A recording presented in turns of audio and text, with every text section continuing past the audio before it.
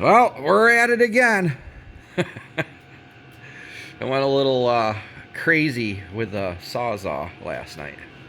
So these blades,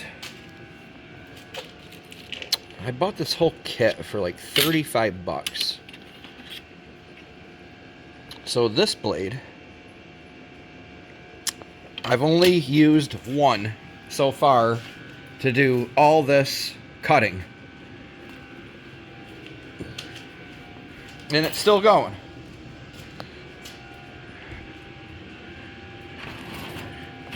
Oh yeah. A little bit of carnage here. A little bit. So is what I'm doing. Oh boy. I'm basically cutting about 4 to 5 inches off each side of the body. That's what we're starting with. I haven't gone out there to the Jeepster yet and done measurements. But I know that the Jeepster body is roughly 8, 9-ish inches narrower than the body on this beautiful Colorado. So that's kind of where I'm starting with it. There's no real game plan. This is just one of those, let's just wing it. That's what we're doing. I'm going to take the Jeepster, I'm going to push it in here with the tractor, I'm going to pull the body, and I'm going to hang it off those trusses. That's going to be the deal. I should, theoretically, be able to put the battery back in this, and start this truck up and park it under where the Jeepster body is going to be.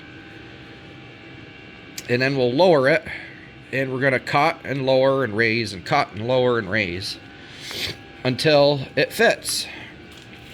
So this is the dilemma. I think I talked about this in the first video. The door opening on the Jeepster body is going to be, so the front of the opening, so toward the front of the car, the opening for the door I think is going to line up about right here, about even with the seat. And the seat is back quite a ways. So there's going to be a problem getting in and out of this vehicle. So I'm thinking maybe we're not going to have doors. Maybe I will cut some sides out with a plasma cutter that kind of look like a Jeep. Like a regular Jeep with no doors. Kind of my thought. I don't know. So we'll just kind of maybe start up here somewhere, curve down, and kind of up.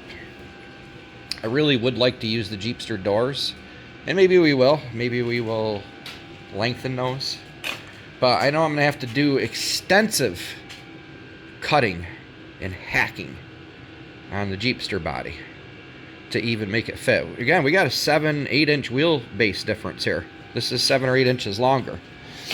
Then another thing I was looking at on the Jeepster is the fronts of the fenders end about right here. The grill is actually recessed in those fenders. So we're going to have to figure all that out, because it's going to look really weird with the fenders coming way out here with the wheel only being here. So I got to figure out what I'm going to do with that part of it yet as well. Again, I'm winging it. I'm taking a crusty, rusty, frame's a little rotted on this Colorado too, which we're going to address that later on in the build, if that's what you want to call it.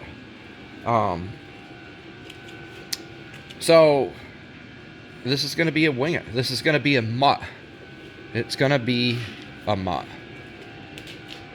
So I'm going to do some more cutting. I'm going to crawl under this thing here in a little bit and undo the box bolts. And I'm going to maybe set the battery somewheres on this thing. Or I could probably maybe even just run it off the booster pack. And I'm going to take it out back and unload all the carcass of metal. Yeah. Yeah, this is interesting. I've never quite done something like this. You know, a lot of guys will go from like a truck to a truck or a car to a car. But usually they're kind of within the same dimensions. Me, I'm just there's nothing that's near the same. We're putting a narrower body on a wider vehicle. We're putting a shorter body on a longer vehicle. Yeah. And I got to put a shift cable in this too. The shift cable's bad on it. You got to kind of up and down and screw around to get the thing out of or into reverse or drive. So I'm going to get a shift cable for it here maybe today. We'll at least get that thrown on it. Yeah, I sawzawed right through that windshield. I did. And I'm leaving this dash here for now because I don't know where everything's going to line up. If things are going to line up okay-ish, I'll trim this dash to fit the Jeepster body. Why not? Why not?